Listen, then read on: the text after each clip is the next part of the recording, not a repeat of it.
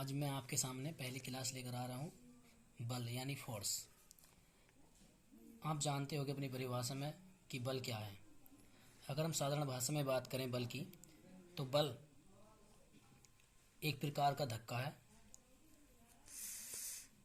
अगर विज्ञान की परिभाषा में हम समझें तो बल वह बाह्य कारक है जो किसी वस्तु की विरामत व गतिवस्था में परिवर्तन करता है या परिवर्तन करने का प्रयत्न करता है, बल कहलाता है। अगर मैं एग्जाम्पल लूँ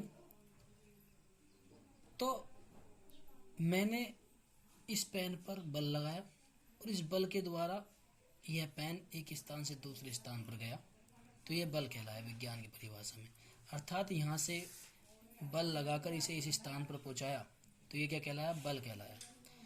बल की परिभाषा में एक बात ध्यान रखना बहुत ज़रूरी है कि विज्ञान की परिभाषा में तभी बल कहलाता है जब कोई वस्तु एक स्थान से दूसरे स्थान पर पहुंचती है। अगर बल लगाने पर कोई वस्तु अपने स्थान पर ही बनी रहती है तो वो विज्ञान की परिभाषा में बल नहीं कहलाता। अर्थात किसी वस्तु का स्थान परिवर्तित होना बल की परिभाषा कहलाती है। अगर बल की परिभाषा हम समझे तो F बराबर ma होता है, अर्थात बल बराबर द्रव्यमान गुणा त्वरण। अगर बल का मात्रक की बात करें तो किलोग्राम, द्रव्यमान का मात्रक किलोग्राम था। अगर त्वरण का मात्रक करें तो मीटर पर सेकंड स्क्वायर होता है। इसका एक मात्रक बल का ऐसा ही मात्रक न्यूटन भी होता है। अगर इस बल की परिभाषा में यहाँ से त्वरण का मात्रक निकालें तो त्वरण ए एक्सेलरेशन बराबर फोर्स बटे मास, अर्थात बल बटे द्रव्यमान। बल का मात्रक हमने न्यूटन पढ़ाई है और द्रव्यमान का मात्रक किलोग्राम। अर्थात यहाँ से हमने बल की परिभाषा त्वरण का जो मात्रक निकला वो न्यूटन प्रति किलोग्राम निकला। अगर हम बल का मात्रक इसे रखें किलोग्राम मीटर पर सेकंड स्क्वायर और द्रव्यमान का मात्रक किलोग्राम रखें तो किलोग्राम से किलोग्राम कैंसिल हो गया और बच गया हमारे पास क्या? मीटर पर सेकंड स्क्वायर। अर्थात त्वरण का एक अन्य मात्रक क्या निकला हमारे पास? मीटर पर सेकंड स्क्वायर। आप जान रहे हो कि मीटर पर सेकंड स्क्वायर त्वरण का मात्रक कहाँ से आया, तो हम यहाँ पर पढ़ लेते हैं। त्वरण का मात्रक वेग परिवर्तन बराबर वेग परिवर्तन अपॉन समय होता है, और वेग जो होता है विस्थापन बटे समय होता है। और वेग का हम अगर मात्रक देखें तो विस्थापन का मात्रक मीटर होता है, समय का मात्रक सेकंड होता है। और यहाँ से अगर समय का मात्रक यहाँ सेकंड रख दें तो त्वरण का जो मात्रक निकलेगा मीटर पर सेकंड स्क्वायर। तो यहाँ से हमने देखा कि त्वरण का जो मात्रक निकला वो मीटर पर सेकंड स्क्वायर। यही मात्रक मैंने उठाकर कहाँ रखा? यहाँ पर रखा। तो यहाँ से जो बल का मात्रक निकला किलोग्राम मीटर पर सेकंड स्क्वायर आया।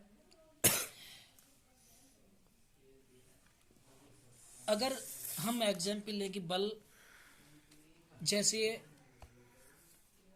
एक पुस्तक है और यहाँ से अगर मैं इस पर बल लगाऊं, अगर ये दीवार मैं मान लेता हूँ एक तरह से कि दीवार है और मैं इस पर बल लगाता हूँ और ये दीवार बल लगा रहा है परंतु दीवार अपने स्थान से परिवर्तित नहीं हो रही है, तो विज्ञान की परिभाषा में ये बल नहीं कहलाएगा। अगर यह दीवार अपने स्थान परिवर्तित कर ले तो यह बल कहलाएगा।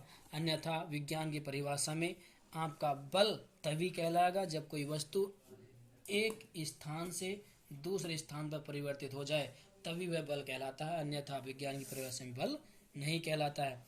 अगर मैं, क्योंकि यहाँ से ये जो ए का मैंने मात्र निकाला न्यूटन प्रति किलोग्राम, ये आपका 2019 रेलवे ग्रुप डी के एग्जाम में ये यहाँ से बल की परिभाषा में त्वरण का मात्रक पूछा गया था, न्यूटन प्रति किलोग्राम, जिस पर बच्चों ने काफ़ी गलत करा था। तो ध्यान रखना, यहाँ से ही आपका त्वरण का मात्रक निकाला। अगर हम यहाँ से बल की परिभाषा से एग्जाम्पल समझे कि अगर 5 किलोग्राम की वस्तु पर 10 न्यूटन का बल लगाने पर कितना त्वरण उत्पन्न होगा। हमें पता है कि 5 किलोग्राम, किलोग्राम किसका मात्रक होता है? द्रव्यमान का। तो इसका मतलब क्या है कि द्रव्यमान कितना हमारे पास वस्तु का? 5 किलोग्राम। और कितने न्यूटन का बल लग रहा? 10 न्यूटन का। और न्यूटन किसका मात्रक होता है? बल का। तो F बराबर कितना हो गया? 10 न्यूटन। और हमें निकालना है क्या यहाँ से? त्वरण A। और हमने अभी पढ़ा है कि F बराबर क्या होता है? m में होता है। और यहाँ से A बराबर क्या हो गया? F/m। बल का मान रख दिया कितना? आपका 10 न्यूटन।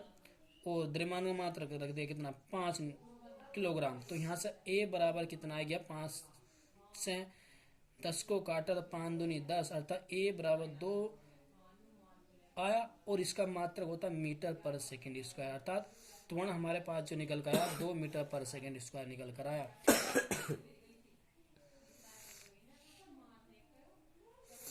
तो यहाँ से हमने क्या सीखा? बल का मात्रक सीखा, बल बराबर क्या होता है, बल की परिभाषा में त्वरण का मात्रक क्या होता है, एक अन्य मात्रक त्वरण का क्या होता है, और इसका एग्जाम्पल किस तरह से आपके एग्जाम में पूछा जाता है वो समझा। तो 3 पॉइंट यहाँ से हमने क्लियर करे। अगर इसकी हम बात पढ़ते हैं तो फोर्स ऑफ टाइप्स अर्थात बल के प्रकार, कि बल कितने प्रकार का होता है। तो एक होता है इसमें आपका क्या, संपर्क बल अर्थात फोर्स ऑफ कनेक्ट अर्थात कनेक्ट। संपर्क बल, अगर मैं कहूँ संपर्क बल किसे कहते हैं, संपर्क बल कोई बल तभी कहलाएगा जब किसी वस्तु या कारक पर कोई बल संपर्क कर रहा है, अर्थात आपके पेशीय बल हो या घर्षण बल हो, अर्थात एक दूसरे से संपर्क कर रहा, तभी वह क्या कहलाएगा, आपका संपर्क बल कहलाएगा। माना कि मैंने आपके ये 2 हाथ एक दूसरे से मिलाए, तो ये क्या होया, दोनों हथेलियां एक दूसरे से संपर्क हुई, और अगर मैं इन्हें रगड़ता हूँ तो आपने देखा होगा जाड़ों के दिनों में स्कूल कॉलेजों में सवेरे के समय जब प्रार्थना होती है तो बच्चों से क्या करते हैं, ठंड को दूर करने के लिए हाथों की मालिश कराते हैं, हाथों को एक जगह रगड़वाते हैं, जिससे जब दोनों हाथ एक जगह रगड़ते हैं तो क्या होता है, उसमें घर्षण उत्पन्न होता है, घर्षण होता है तो उसमें उत्पन्न होती है, उसमें उत्पन्न होती है तो दोनों हाथ क्या हो जाते हैं, गर्म हो जाते हैं, जिससे शरीर थोड़ी गर्माहट महसूस करता है। अर्थात ये घर्षण बल क्या होया, संपर्क होया। तो इसमें क्या होया, घर्षण बल कैसा बल है, एक संपर्क बल है। अगर मैं कोई एग्जाम्पल के तौर पर ये कह दूं कि टूथपेस्ट होती है, तो आप टूथपेस्ट को क्या करते हैं, इस तरह से उसे दबाते हैं, और दबाने से क्या होता है, टूथपेस्ट से क्या होती है, आपकी टूथपेस्ट निकलती है और आप उससे क्या करते हैं, दंत मंजन करते हैं। तो ये क्या है, इससे एक पेशीय बल लगाया आपने टूथपेस्ट पर, तो टूथपेस्ट पर जब पेशीय बल लगा तो ये क्या कहलाया आपका, उस पर क्या होया, संपर्क बल होगा। कैसा, पेशीय अर्थात भुजाओं के द्वारा उस पर पेशीय बल लगाया, अर्थात ये कैसा है आपका, एक संपर्क बल है। तो यहाँ से क्वेश्चन ये पूछा जाता है कि निम्न में से कौन सा संपर्क बल है, तो घर्षण बल एग्जाम्पल दे देगा कि घर्षण बल, गुरुत्वाकर्षण बल, चुंबकीय बल, या इनमें से कोई नहीं। तो आपका आंसर क्या होगा, घर्षण बल, अर्थात कैसा बल है, घर्षण बल संपर्क बल है। दूसरा होता है एक असंपर्क बल, क्या आपका, असंपर्क बल। असंपर्क बल उसे कहते हैं जिसमें आपका असंपर्क हो, अर्थात अप्रत्यक्ष रूप से किसी भी भुजा द्वारा या किसी भी वस्तु पर कोई संपर्क नहीं होता है, तो वो क्या कहलाता है, आपका असंपर्क बल कहलाता है। अगर मैं एग्जाम्पल लूँ तो आप, अगर ये कोई आपका मैग्नेटिक चुंबक है जिसके नॉर्थ और साउथ ध्रुव होते हैं, और मैंने इसे क्या करा, इसे हवा में लटका दिया, और हवा में हम लटकाने पर हम देखते हैं कि इसके चुंबक के नॉर्थ और साउथ जो पोल होते हैं वो नॉर्थ दिशा में और साउथ दिशा में जाकर ठहर जाते हैं। इससे हमें ये पता चलता है कि इस पर एक कोई अदृश्य अर्थात अप्रत्यक्ष कोई बल लग रहा है, जिससे जो हमें दिखाई नहीं दे रहा है, परंतु इस पर एक बल लग रहा है जो इसे नॉर्थ और साउथ डायरेक्शन में इसे कनेक्ट कर देता है। तो ये क्या कहलाता है, आपका असंपर्क बल कहलाता है। क्या कहलाता है, आपका असंपर्क बल। तो यहाँ पर आपका गुरुत्वाकर्षण बल, चुंबकीय बल और किसी चुंबक का नॉर्थ और साउथ ध्रुव में ठहर जाना ही क्या कहलाता है, आपका असंपर्क बल कहलाता है। तो आज ये मेरी डेमो क्लास थी जिसमें मैंने सिर्फ शुरुआत में इतना पढ़ाया, और आपकी लाइक और शेयर आपका बनता है और सब्सक्राइब करना आपका बनता है। आप देखें कि आपको कितना अच्छा लगा, और इसके अगर आपके